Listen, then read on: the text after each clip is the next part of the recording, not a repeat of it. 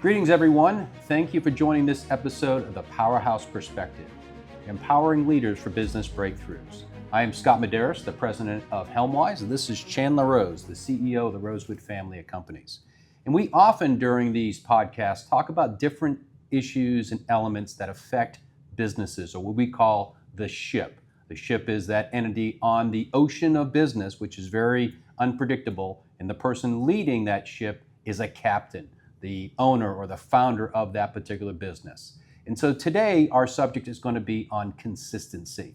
In order to get good business results, you must have consistent performance. But in order to get consistent performance, you must have a consistent culture. So today we're going to talk about consistency, and specifically how we get a consistent culture and consistent performance. So Chandler, we know here in the Rosewood family of companies, we've got a whole series of values that we are consistent in making sure that we are keeping those front of mind in both the minds of our employees and those of our captains through our different operating companies or businesses. But that consistency, I'm sure, didn't come easily. You've been doing this for 16 years now. What do you think is one of the most fundamental things to get a consistent culture? So let's talk about the culture piece first. The most elementary and crude is to realize you're going to repeat it until you want to vomit, which I've read a couple of times. Yes, I've read that a couple of places. And it's very accurate. I mean, the consistency, the other, I think, real important thing to remember is that it's not very consistent. And so what it means, it ebbs and flows, just like your best effort. You want to do your best every day. The reality is, consistency kind of swings towards what's the hot item. Even if you're staying on values, you'll focus in on one and maybe another one slips a little bit. And so really the consistent recommitment is, to me, more important than thinking you're going to go into this just regimented, it's going to stay there all the time. So it's a consistency that the cycle continues to repeat, but it is a cycle. It's constantly adapting, just like we talked about the business environment being like the sea state. That sea state's constantly ebbing and flowing, wave heights are changing, and so it requires adaptability, but a consistency of reinforcement, I think, as those changes are being made. I think that if you recommit and you circle back to them, you give better examples that are more in tune with what's going on at the time in the business. So on a growth cycle, pretty easy to rally around, maybe a product you're launching or a big goal for a financial goal if you have a bunch of growth or a new client, whatever it is. And then plateau kind of changes how you keep people excited in their day-to-day business. Decline certainly creates a whole nother scenario. And then how you right the ship and the people that ride that out and turn it back up the other side. So there's a lot of scenarios, and I think that it can get stale if you don't take a more generalized approach that we're going to, on a consistent cycle, hone back in on the values. And then the other big one that we've used for as long as I can remember is, we had a discussion probably 2008 on whether your values, that obviously are what are driving a lot of your culture, whether those are guardrails or framework.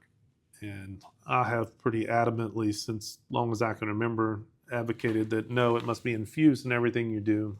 It must be infused in how you hire, fire, train, talk to clients, deal with the departments, deal with your vendors, third parties. And there's a big difference in pointing out infusing the values versus using them as guardrails or a framework. And so I think that's a big part, and it challenges you as the leader, and it challenges the leaders below you to be creative, to look at how they're going to present information each day. And I think that goes right back to that sort of recommitment on a cycle of, hey, are these fresh? Have we thought of other ways to incorporate it into how we actually do business? So the values kind of attract the people to the business, hopefully from both an employee as well as a leadership perspective. But I've also read, and this is going to Patrick Lencioni's books, he talks about the need to have a cohesive leadership team. So I think probably the pinnacle of getting consistency is ensuring that the leadership team is aligned. And we've talked about alignment on previous podcasts. So when you were putting together the Rosewood family of companies and bringing in people who were attracted to the values that you have set, what were one or two things you did to get those people consistent, because then now that's going to be infused, as you mentioned, to the different layers and dimensions of the organization. So was there, you met at a certain time, or you found certain principles that you covered every single meeting? How did you get that sort of that cycle of doing things consistently when you were putting together the leadership Sure. team? I mean, they're kind of distinct and they seem the same. You have the cycle of continuing to refresh and make Right. sure you have, relevant explanations, but you also have the drumbeat, which is something certainly you like from Right. back in the military days. So we incorporated them into every shift meeting start, pick a value. Every weekly meeting, there's a value. You do have to get regimented in some aspects of it. I just challenge people that if you get regimented and leave it at that, then it gets stale very quickly and you get into the problems, a lot of dopamine and everything else. So if you just, you get a spike, you do the same action over and over, and people are less and less and less and less impressed with it. So if you don't commit to that second layer of kind of cycling through, are these fresh? Are they actually relevant to the group of employees we're speaking to the business situation, to the client? So it takes both. And I know you're a student of neuroscience. So there's actually some neurochemistry that happens that people want to actually be consistent in what they do. Can you tell us a little bit about that? Well, you got some of that because it's kind of a mix of neuroscience and actually some psychology. But, if you go to Cialdini's influence, you certainly have oxytocin, which makes you want to group. One of the best ways to group and one of the most effective ways in civilization is to have consistent, incredible people. And so that builds communities. If you think way back in the, time of dinosaurs, how do you start trusting each other? You have to start being consistent. So it is a great attribute for building community, building trust, building a culture, building, a relationship. There are a few negatives we'll get into later that you have to be careful on. Consistency and constantly doing what you've done in the past, which you hear a lot. And so I have a good amount of experience in that one as well. Having had a couple of companies we've taken out of tough financial situations. It's amazing the positive attribute of being consistent can become, I think it was Emerson said, the hobgoblin of small minds, where they just keep doing it because they've done it before. Right. And so you can put it on autopilot, and it becomes a problem as a leader. Again, we talked about the values getting stale, the way you manage. You don't have situational awareness, something that you can speak to. So there's parts about it that you make it much more complicated than everyone just says, just be consistent. Scott, just consistently do this. And no, mindlessly, aimlessly being just consistent, in nature will get you eaten. You don't want to be predictable, but you need to be predictable in how we'll take an animal on the plains maybe. Okay. Like if you're a more intelligent primate or human, be predictable maybe in how you go gather, and the animals will be there, when to go. But be predictable in the fact that you're going to evaluate, am I choosing different paths? Am I varying my habits? Am I being too predictable? If you read a lot about con artists and thieves and people like that, they love patterning people. And so if you let yourself get patterned, but even that is consistency. Do you consistently reevaluate your pattern? Do you consistently consider the scenario you're in? And so it's a positive attribute overwhelmingly, but it has some pretty sharp downsides on occasion for con artists and different things like that, and then losing interest to your teams and motivation. So. Well, I'm glad you brought that up, because as you were speaking, a couple of things came to mind. Is you're right. If you are building that consistency and it comes to a point where it becomes a routine and you're doing it because it's almost like you're on autopilot, that can be bad. Very bad. I know in the aircraft, we want to do things consistently, so we have a checklist. But what we do when we're going through the checklist is a challenge and response. So I will make a challenge and my co-pilot will respond back to try to get away from the fact that you're just going through it, right? I'm thinking I'm flipping a switch. I'm thinking I'm setting a circuit breaker because I'm just so used to saying it, but I'm not physically doing the things I'm supposed to do. The co-pilot catches that. And there's also the status quo. We become comfortable with consistency. As you mentioned, there's some of that psychological aspect to it, but that can be a death blow to a business that doesn't adapt, it doesn't see things differently. So I think the point that you mentioned about being consistent in your thought process, the way in which you evaluate things, I think is where the benefit of consistency comes. Not simply, hey, this is what we do it this way every single time, but rather, are we asking the right questions, going back to our core discipline within HelmWise, the right question at the right time, at the right depth. How do we do that? How do we ensure that we're not getting stale? I think that's probably the most important thing about that consistent approach. And I think depth is a good way to look at it. If you go to, if you're a line worker, most of the time you want them obviously being very consistent. Yes. But even that position, if you want to evolve and stay in business and continue to get better, so origins of Lean Six Sigma and those type things, you've got to come back and take a step back. But if you go by depth, I would say the closer you are to the action, probably the more consistent you want to be, and just get it done, come up every once in a while. The further you go up the chain, I would think that reevaluation would be wise more often. Yeah, interesting. You mentioned Lean Six Sigma. So part of what we call the DMAIC process: define, measure, improve, analyze, improve, and then control. In order to measure something, you need to do things consistently. Otherwise, you've got nothing to compare it to. And so in a manufacturing sense, you want that consistency because that's going to tell you whether or not you're getting less and less defects in that process.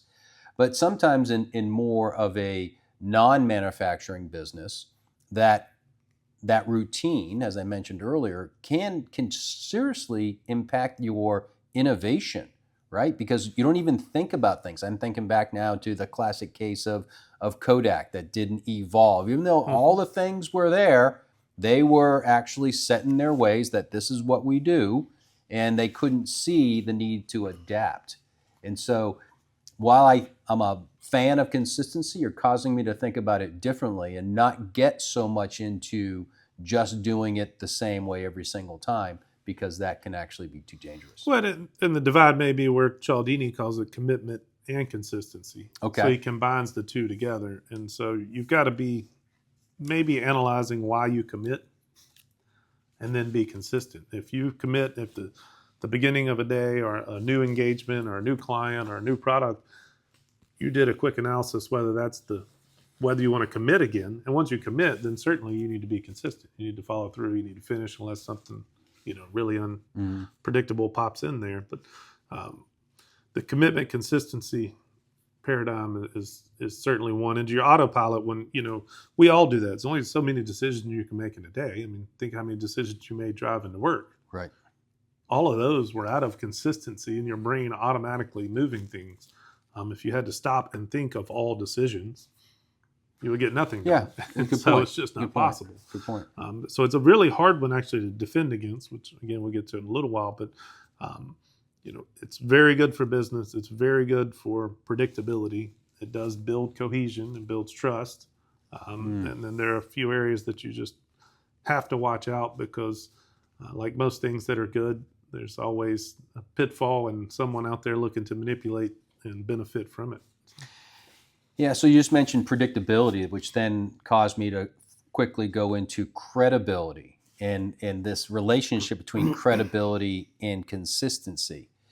John Maxwell in his book, The 16 Undeniable Laws of Communication, will talk about the fact that it's if you want to be consistent in order to be credible, and that credibility is what gives you the power of your communication. And so there is a part of that. There is a part that if a customer came to your enterprise and every customer you treated differently, it would be kind of hard to figure out how credible really are you. Are you just scatterbrained, or is there a need to be that specific to each nuance of that particular customer? Because I think all of us want to come in and see things in a consistent manner, because that helps us give us confidence in that the quality of service that we're going to receive is right. I was recently on a trip a couple of days ago and went through a Chick-fil-A, right? They're so consistent in the process, and they're so consistent in preparation of that food. So that no matter what Chick-fil-A you go to, just like the old McDonald's, that you're going to get the same flavor of that burger, of that chicken nugget. So in that case, consistency is why people go. They're credible because they deliver a consistent product. But at the same time, that could be a death blow, as we mentioned earlier, to a business when the landscape is changing, right? If we were Chick-fil-A and we were continuing to make the chicken nuggets, but we didn't see the fact that people are moving away from chicken and going to some other food that they enjoy, then we would miss the boat. We didn't adapt. Our consistency actually served as an anchor rather than being a propelling force. Yeah, and I think it is such a strong desire among most to have it and be viewed as consistent that we also, we saw it taking companies, employees that had been in bankruptcy coming out or buying or acquiring companies or having to pivot complete offerings in the past, that you inevitably, everyone's heard this, well, we've always done it that way. Yes. So in spite of glaring objective indicators that doing it that way is not a good idea, it is more comfortable and more desirable to stay consistent. And some of that's fear, some of it is habit, some of it's lazy thinking, some of it is attributed to various other issues when you talk about trying to build a cohesive culture that includes diverse people and diverse opinions. A lot of that we attribute. Some of it certainly is malice and bad intent, but there's a good chunk that I would argue, because I point out that, despite having people that had been in bankruptcy for a year, coming as a new owner. It's a great story. Coming as a new owner and you say, hey, I think we might want to change this. Well, we don't want to change that. We've always done it this way. You've been in bankruptcy for a year, and some clue. So if something that jarring and shocking doesn't move people off of their position, right, I do think it is a very strong impulse to just stay in the way we've done it. It succeeded in the past, which is sometimes a kiss of death as well, because it worked before.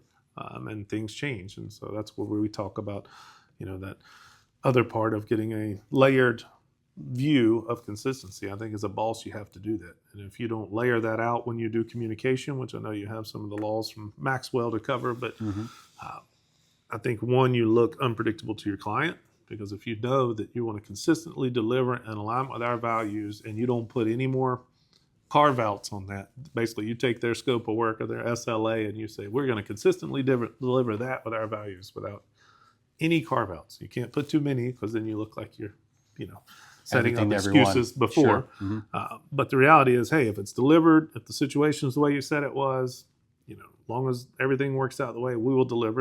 And we can consistently move up a layer and say, but we will always do whatever we have to do to pivot and adjust and communicate whenever there is a deviation from the plan we thought we had. So you can kind of layer up, and that way, you can work through it. It works the other way around. I was in a meeting yesterday, actually, for a good while with a gentleman who was not very excited about the consistency at which a new product was being rolled out. And I don't think that there was actually any really distrust or upset over the new product, because he knew it was complicated, it was going to be hard to do, and it was going to be an evolving, changing development. I think if we had layered a little closer, said, but even as we're working through this, we're going to have a once a week update on items outstanding, where we are, what's moving forward, what's not moving forward. So you could build in other consistencies around something we don't have a lot of control over, and that gives comfort that they're in the loop, they've been communicated with, they know what's outstanding on one side of the business deal, one side and the other side. And so you can build credibility around a very unpredictable situation, again, by viewing it in kind of layers to me. And so I don't know how you would describe it as opposed to layers, but to me, I look at where can I get consistent, and then where must I have that cycle of change. Yeah, and the more that we're talking about this, the more words and things are coming to mind, because it sounds like a simple concept, just be consistent, right? And now that we're talking about, well, but if you're too consistent, that could be detrimental to your business. And then I'm thinking, okay, well, you want to be consistent because that builds credibility. And then I'm also saying, okay, how does that tie into congruency or authenticity, right? What you say versus what you do, right? You could be consistent in your words and inconsistent in your actions. That's going to be incongruent. That's going to then perhaps degrade credibility. So there are all these little pieces that go into it. A simple concept of consistency, which everyone I think would nod in the right direction to say we would like that, but there's more to it. There's more depth to that, as you mentioned earlier. And so when I start thinking about that, and I start thinking about, okay, how do you develop a consistent culture? And that comes into words and actions, right? And so you've got to be consistent between those two. And how aware are we that we are being consistent? So now you're bringing self-awareness into the equation as well. Because I believe that you must have a consistent culture before you have a consistent performance. Because without that, then there are just too many other things that are dragging you. What is the right thing to do? What is the decision here? Where should I, go above and beyond, or stay very, very strict to this particular parameter? Because the culture is going to help guide that. And it's the consistency of that culture that gives you the framework to function within it, which then brings higher performance. Oh, I think you're 100% correct there. In my experience, coming into an industry I knew nothing about, I didn't know how to improve the actual performance, to be honest. I didn't know how to go to the projects and say, but we did immediately go to what our values were, what we consider professional, roll out programs to communicate as much and often to get some of the rigid consistency of communicating that out, talking with the teams, treating them like professionals, building a culture with the anticipation when they felt like professionals, they would deliver like professionals. And they did, and they do. And it's harder with certain groups of people. We work a wide range from blue collar workers that we don't see often. They're spread throughout the country, and at one point Mexico and Canada, to tech and white collar. Certainly, it's different remote versus in a warehouse or in an office setting. But you have to find ways to just pound it home, like I said, when we opened up, until you literally want to throw up, just over and over. And you think that you've said it so many times that they don't want to hear you say it again. Just keep going, because some of them, it just takes that many times to start, I am part of this culture. I am a professional. I do believe in spirit of excellence, and I'm going to deliver excellence. And if you push that. So it's kind of a hard thing. We're talking on both sides of our mouth for sure. Yeah. But I do believe that it is, in my mind, you got to be careful when you get down to the specific. If you get really consistent in the specific, small, lowest level details, then you're not seeing much of your surroundings, which is another term certainly you've talked about before when you're training pilots situation. Like, you're not looking up. And you're not looking up, you're in big trouble. And so as a leader, it's your job to put the people who need to be heads down where they're safe, and your job to watch out for them and call out when they need to change the way they're doing things. And as you move up the ladder, you have more responsibility for looking out ahead. I know you like to use time frames of certain levels are looking out a day, certain levels looking out a week, a month, a quarter, a year.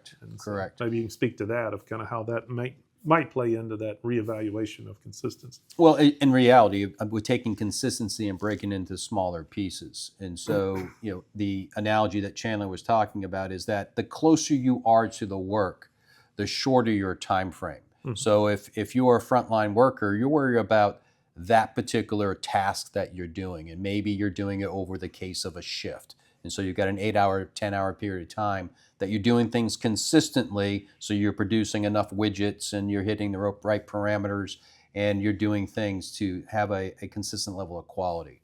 But then as you move up, it starts to expand as far as time. Now you're that ship supervisor or manager. You're not worried about today's production. You may be worried about production for this week or this month.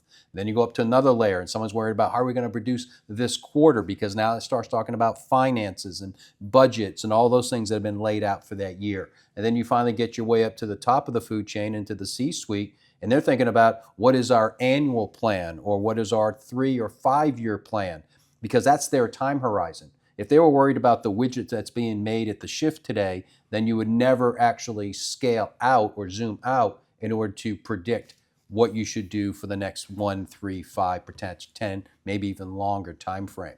And so, but it's also impossible for a person to be at the macro and the micro level. And that's why it's important that consistency is driven down through your culture and now down through your processes so that they can see that those Lego blocks are building upon one another. So whether you're at the top, you can start decomposing it down. And if you're at the bottom, you understand how your piece adds on to someone else's piece to build the bigger picture as you move up. But that has to be consistent, because if they don't see how those pieces come together, because we're talking 3 or 4 different models or 3 or 4 different frameworks, or this shift does things differently than another shift, or this manager does things differently than another manager, or even this executive has different mannerisms or different way in which they communicate than others. Now it's like, okay, well, do we follow this path? Do we follow that path? So the consistency is a key component, but it comes with the consistency of culture first, because that is the framework. You know where you need to serve or what decisions you're going to need to make, and more importantly, where are the things that we cannot compromise on. And I think that is another piece of consistency, that no, we don't do that, right? That's inconsistent with our values, therefore we're not going to do that. Because it doesn't take very often for someone to work inconsistently or be beyond the parameter that the whole thing falls over like a house of cards. And so that's where you're going to be tough. The same consistent culture drumbeat, as opposed to way down into the weeds, also allows when things don't go as planned. So then they can look to what is consistent. So, hey, I don't have a contingency for this, but we're always talking about running our business X, Y, and Z. So that gives them guidance, even in unknowns, of if I'm in line with that, have applied it best I can, then I'm in good shape. And overwhelmingly, more times than not, they're going to give you a good outcome. May not be the one Scott and I want, but it may be a perfectly acceptable outcome, or it may be a better outcome. But I think that it is important to continue to drive that home. Yeah, I've also seen it recently when you talk about businesses in niches, right? So we try to help businesses make sure that they're being successful in their industry. And when you're working with small businesses, one of the problems they get into is they try to be everything to everyone, and they get very, very wide. And then it starts coming, well, do I come to you when I've got a problem with my heat pump, or do I come to you when I got a problem with my lawnmower? Because you told me you can fix this and that, right? You're a machinist and you can do these things. And so there's also the consistency of what do we do? And if you don't actually try to differentiate yourself, that can be a problem. And I see that in processes, because one of the things I want to do with small businesses especially is improve, is to add value, is to scale. And the only way you can do that is have something to build upon. So you know that when a company starts to get bigger, whether that's with new clients or perhaps higher revenue, where are those things going to break? Because the process has been built to handle so much throughput, so much demand. And where are the places where it's going to start to be stretched or stressed so that you can adapt it appropriately for the next phase, for the next level of demand? But unless you're doing things consistently, you don't know what to fix, what to reinforce, because there's nothing that is being done in the same way for you to say, oh, I can see how that is actually going to come unglued when I start 2 or 3 or 5xing the demand, because I don't know how we do that. We don't do it the same way all the time. So how do I know it's going to fail this time versus that time? So from a process perspective, I want that consistency, but it's always geared towards understanding how it can then be leveraged or adapted or improved or scaled so that you can continue to grow. So there's the consistency with the cyclic or the cyclical nature that we talked about in the beginning. Yeah, and the looking over the horizon, you start looking at growth. Yes. What do I consistently need to build upon? And I think that's where you have to be heads up as you move up the organization and look around more often. A couple key points you mentioned on how to build this from a more practical standpoint. Obviously, we talked about communicating outwardly, vocally. One that I know you like that ratchets it up a little bit in the data is certainly getting them to vocalize back, what you mentioned in the helicopter when you have the co-pilot. Correct. Challenge. Yes. Yeah. And then third is get them to write it or sign it, and certainly boost people in studies' willingness to be consistent in how they act. And so that's a big deal. Another area to really amp that up more, if you have internal, publications or meetings is to publicize the people that have written to agree to that. And so a lot of studies show that people that signed a pledge, the pledge was made public even after they stopped giving them recognition, you're getting even any Yes. bonuses back. People will keep doing it because it became, not only did they vocalize it, they wrote it, now it's public out into the greater community, and their desire to stay committed and consistent will drive them even when the incentive goes away. They'll keep doing it for a long time. So those things are important when you're trying to create positive culture, positive behavior within an organization. Because there is that connection between consistency and commitment, as you mentioned from Cialdini.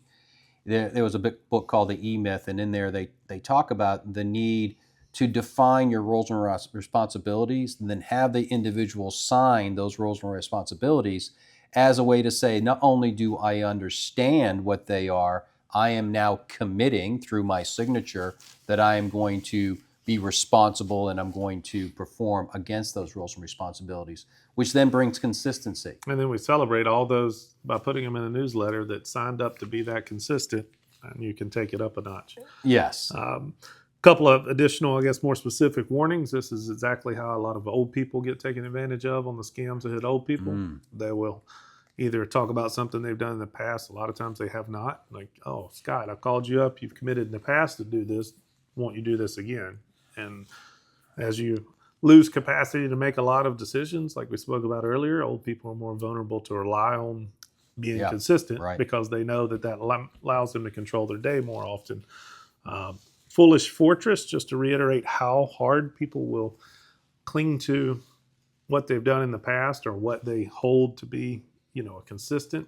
There's a lot of studies that show that even when they see fraud, people will continue to do stuff. I given the example before of self-help gurus where a couple of psychologists went in, proved that the guy was all false. He got more signups than he got in the past. And the reason is people would rather hold to that consistent feeling that that's going to help them because it alleviates their health concerns. They're more like, it gives them a release. And so they'll stay consistent just to have the release, even if they know the consistency is not good. Wow. And so some studies on that. Defenses are pretty hard. Like I said, it's probably one of the top three most, to me. I say you show up, you move with a sense of purpose, you do your best, and you're consistent.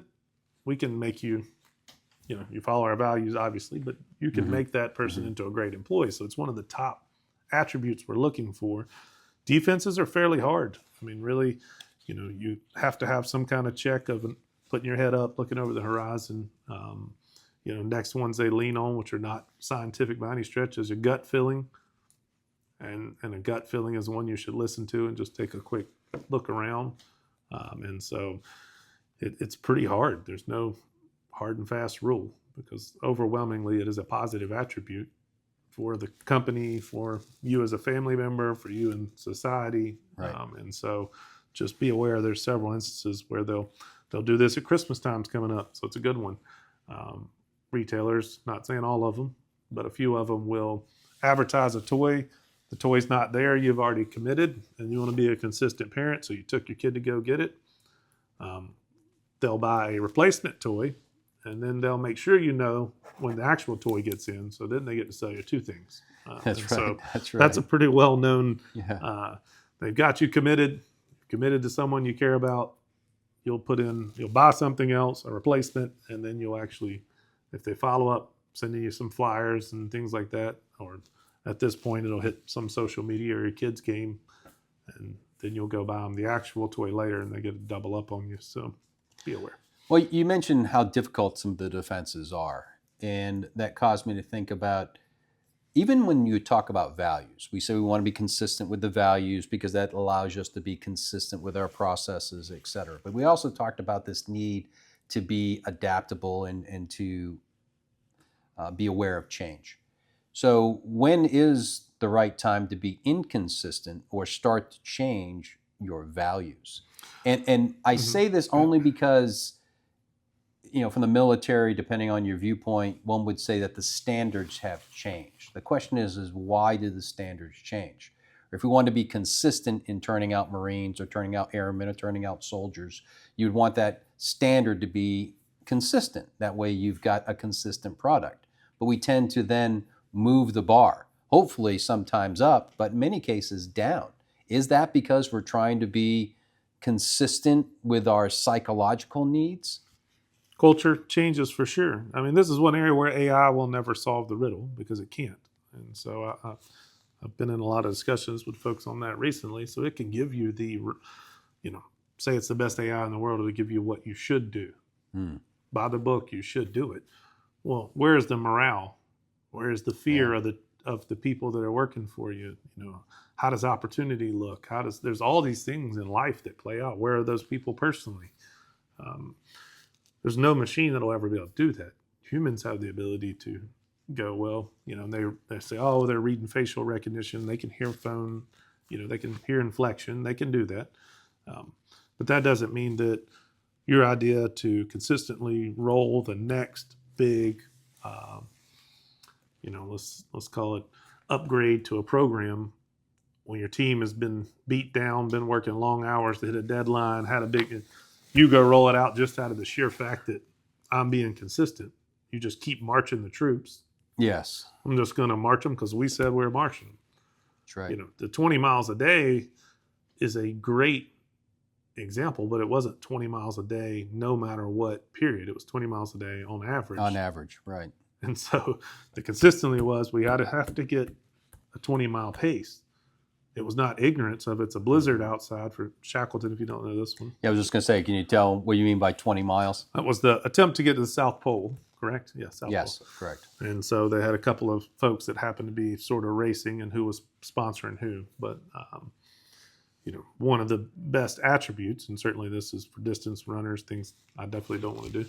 But, the 20 miles that is the goal. But the goal itself is not so strict that the goal is no matter what. The goal is that's the average.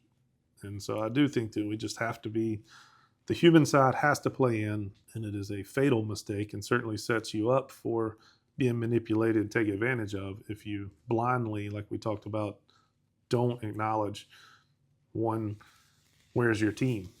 Where's your employee? Where's your client? Where's the economy? What is actually going on? Has the whole sea state, as we use our metaphor, changed? So there's lots of things between the people, the sea state. Really, is your business able to do it? We're going to consistently move forward. There comes a point where you outrun your capacity and you outrun your technology or you outrun your finances. So you must think.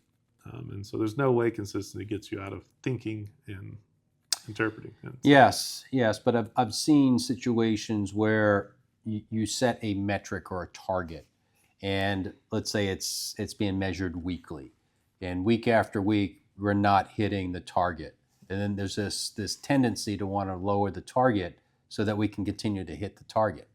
And so in reality, you're adapting the standard just so that you can be consistent in your achievement of the standard.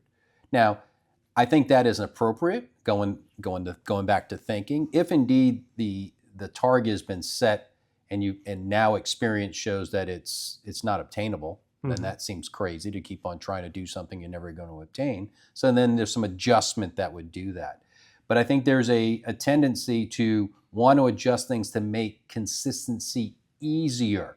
When in reality, if we want high performance, we want those who are stretching to hit those next targets and be consistent at hitting those now increasing targets, because that's going to drive innovation. That's going to drive higher performance. So it's almost a fight against the desire to make things easy in order to be consistent psychologically and to demonstrate that commitment. At the same time, keeping consistent in your ability to try to strive for more. So they're always fighting. If you took purely achievement and you took consistent improvement, eventually you won't achieve.